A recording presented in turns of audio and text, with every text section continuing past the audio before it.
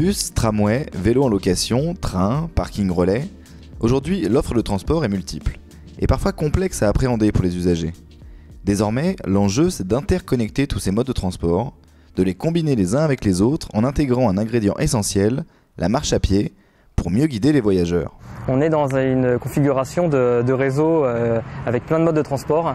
Le but du jeu, c'est d'aider les gens à passer d'un mode de transport à un autre. Pour relever ce défi, la solution Carrefour de mobilité s'appuie sur une méthode qui s'adapte à chaque contexte.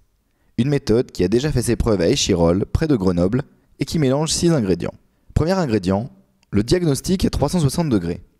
Toutes les compétences du groupe Caisse des dépôts se mobilisent, avec un objectif, définir en un temps record la liste des actions à mener en priorité. On a décidé, après le diagnostic, d'identifier quelques points clés. On a appelé ça une technique d'acupuncture, c'est-à-dire qu'on appuie sur certains endroits dans le territoire qui ont un rôle majeur et stratégique. À Échirolles, le diagnostic établi en seulement 1 mois a permis d'identifier qu'il fallait matérialiser certains trajets. Les manques de fléchage ou de plan sont aussi apparus. C'est ainsi que des emplacements stratégiques ont été repérés. Deuxième ingrédient, la technique du sprint.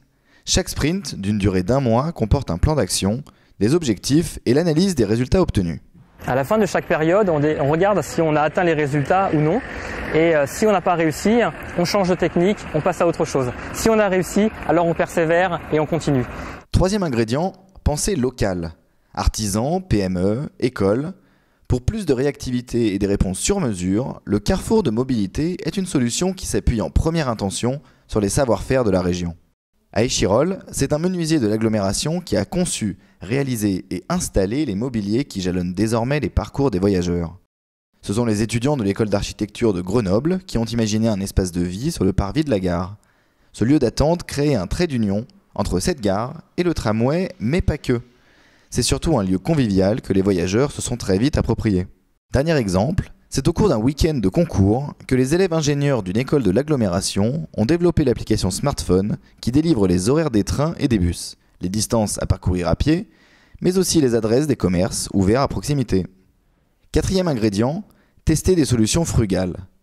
L'objectif, être ingénieux, tester des solutions rapides et peu onéreuses pour éviter les erreurs et les surcoûts. Un parti pris qui se prête très bien à la question du mobilier dans l'espace urbain. Plutôt que de concevoir entièrement un mobilier ex nihilo, il s'agit de faire des essais avec des éléments évolutifs et modulables. Chaque objet, chaque mobilier qu'on doit poser sur l'espace public doit faire l'objet d'homologation très strictes et du coup ça limite la forme des mobiliers, ça limite l'imagination. Là on est dans quelque chose qui est beaucoup plus dynamique, beaucoup plus facile et imaginatif. L'approche frugale s'applique aussi très bien aux problématiques de mise en lumière. À Échirolles, des tests avec des LED placés dans les arbres ont permis de révéler un chemin piétonnier et de le rendre plus rassurant la nuit. Cinquième ingrédient, co-construire avec les usagers.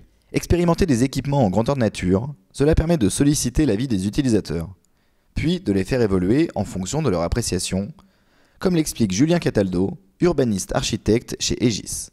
On a fait une première série de mobilier qu'on a pu tester au niveau des usages. Ces usages sont validés ou non et maintenant on arrive à une nouvelle version de mobilier qui sera plus grand, plus spacieux. Autre exemple, le choix des indications reprises sur les plans.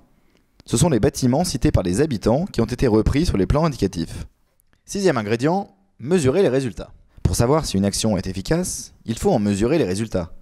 C'est tout un dispositif d'évaluation qui est mis en place avec des capteurs pour compter la fréquentation, mais aussi des enquêtes qualitatives pour comprendre ce qui fait qu'une installation est appréciée ou non. L'intérêt, recueillir des informations en continu pour corriger les actions en temps réel. 6 ingrédients et une méthode qui a fait ses preuves. Voilà la solution pour répondre à un enjeu, aider les usagers à s'approprier toute la gamme de transports mise à leur disposition.